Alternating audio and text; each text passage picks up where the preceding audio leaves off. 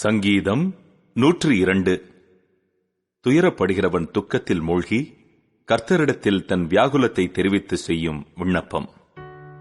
கர்த்தாவே, என் விண்ணப்பத்தை கேளும்.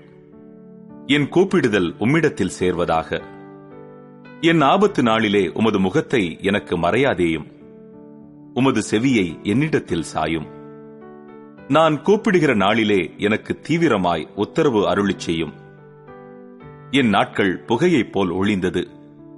என் எலும்புகள் ஒரு கொள்ளியைப் போல் எரியுண்டது. என் இருதயம் புல்லைப் போல் வெட்டுண்டு உலர்ந்தது. என் போஜனத்தை புசிக்க மறந்தேன். என் பெருமூச்சின் சத்தத்தினால் என் எலும்புகள் என் மாம்சத்தோடு ஒட்டிக் கொள்ளுகிறது. வனாந்தர நாரைக்கு ஒப்பானேன். பாழான இடங்களில் தங்கும் ஆந்தையைப் போலானேன். நான் நித்திரை இல்லாமல் வீட்டின் மேல் தனித்திருக்கும் குருவியைப் போலிருக்கிறேன்.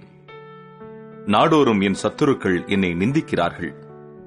என்மேல் மூர்க்க வெறி கொண்டவர்கள் எனக்கு விரோதமாய் சாபமிடுகிறார்கள். நீர் என்னை உயரத் தூக்கி தாழத் தள்ளினீர். உமது சினத்திற்கும் கடும் கோபத்திற்கும் உள்ளானேன். ஆதலால் நான் சாம்பலை அப்பமாக புசித்து என் பானங்களை கண்ணீரோடே கலக்கிறேன்.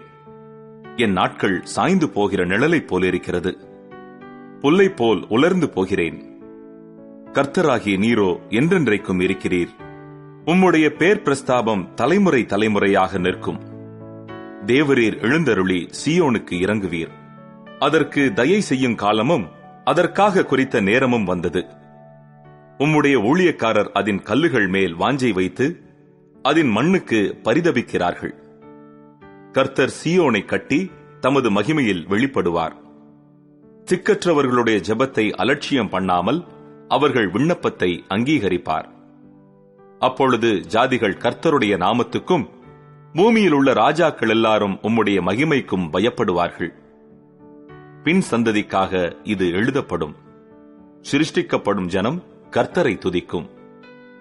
கர்த்தர் கட்டுண்டவர்களின் பெருமூச்சை கேட்கவும் கொலைக்கு நியமிக்கப்பட்டவர்களை விடுதலையாக்கவும் தம்முடைய உயர்ந்த பரிசுத்த ஸ்தலத்திலிருந்து பார்த்து வானங்களிலிருந்து பூமியின் மேல் கண்ணோக்கமானார். கர்த்தருக்கு ஆராதனை செய்ய ஜனங்களும் ராஜ்யங்களும் ஏகமாய் கூடிக் கொள்ளுகையில் சீயோனில் கர்த்தருடைய நாமத்தையும் எருசலேமில் அவருடைய துதியையும் பிரஸ்தாபப்படுத்துவார்கள். வழியிலே என் பெலனை அவர் ஒடுக்கி என் நாட்களை குறுக பண்ணினார். அப்பொழுது நான், என் தேவனே, பாதி வயதில் என்னை எடுத்துக் கொள்ளாதேயும். உம்முடைய வருஷங்கள் தலைமுறை தலைமுறையாக இருக்கும். நீர் ஆதியிலே பூமியை அஸ்திபாரப்படுத்தினீர். வானங்கள் உம்முடைய கரத்தின் கிரியையாயிருக்கிறது. அவைகள் அழிந்து போம், நீரோ நிலைத்திருப்பீர். அவைகள் எல்லாம் வஸ்திரம் போல் பழமையாய்ப்போம். அவைகளை ஒரு சால்வையைப் போல் மாற்றுவீர். அப்பொழுது மாறிப்போம். நீரோ மாறாதவராயிருக்கிறீர். உமது ஆண்டுகள் முடிந்து போவதில்லை. உமது அடியாரின் பிள்ளைகள் தாபரித்திருப்பார்கள்.